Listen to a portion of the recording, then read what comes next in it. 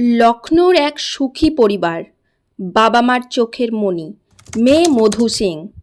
জীবন ভরা স্বপ্ন ছিল তার সামনে, কিন্তু বিয়ের মাত্র 5 মাসের মাথায় তার প্রাণহীন দেহ ফিরল বাপের বাড়িতে।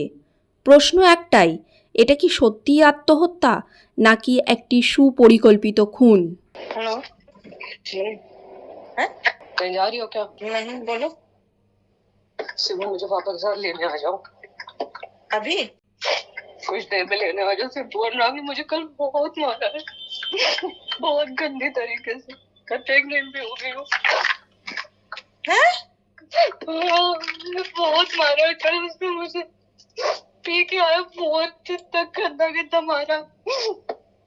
मुझे आके ले जाओ तुम लोग। এটা ছিল ভিকটিমের শেষ ফোন কল, যেটা সে করেছিল তার নিজের বোনকে। কিন্তু সেই কলের পর ঠিক কী ঘটেছিল তা আজও রয়ে গেছে রহস্যের অন্ধকারে। নমস্কার বন্ধুরা, আমি আপনাদের হোস্ট সুজাতা, আর আপনারা দেখছেন রিয়েল টু স্টোরি বাংলা। আজকের এই পর্বে আমরা জানব মধু সিংহের শিহরণ জাগানো সত্যি কাহিনী।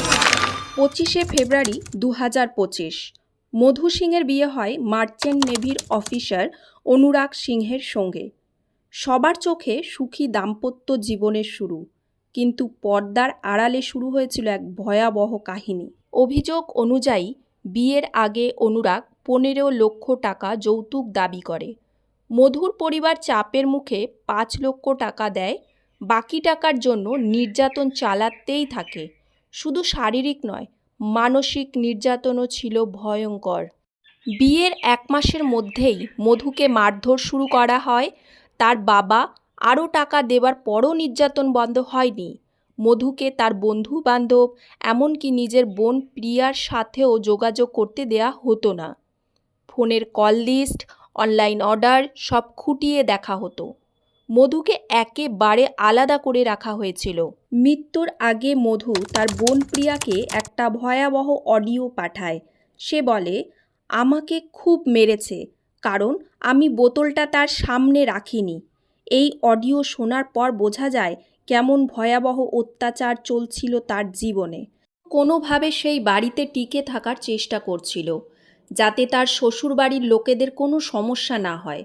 কিন্তু তারপর এলো 5ই আগস্ট। সেদিন মধু তার ফ্ল্যাটেই ছিল।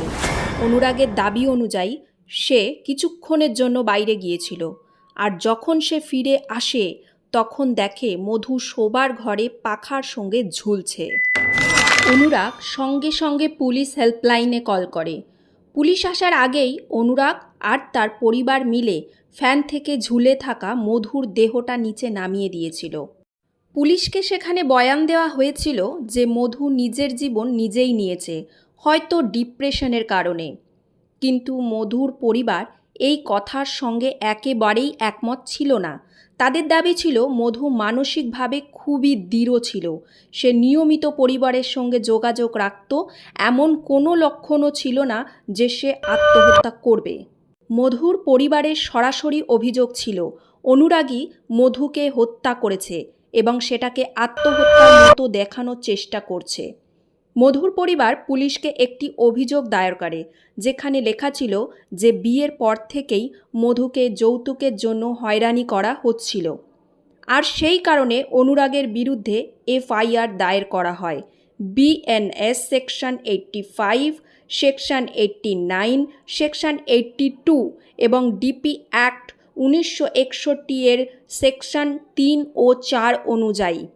এর সঙ্গে সঙ্গেই অনুরাগকে সরাসরি গ্রেপ্তারের আবেদনও করা হয়েছিল। তবে পুলিশ সরাসরি অভিযোগের ভিত্তিতে কাজ করে না।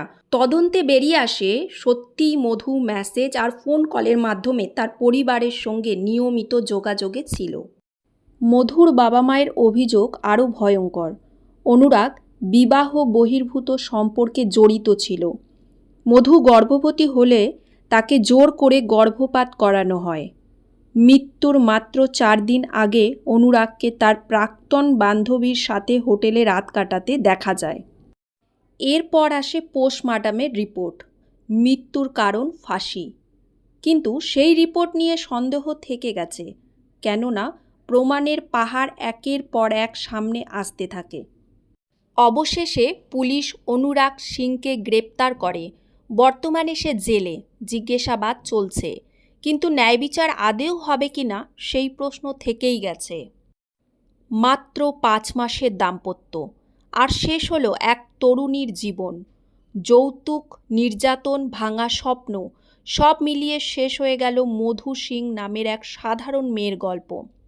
আজ মধু নেই, তার হাসি নেই, তার চোখে আর কোনো স্বপ্ন নেই। রয়ে গেছে শুধু পরিবারের কান্না আর ন্যায় বিচারের লড়াই।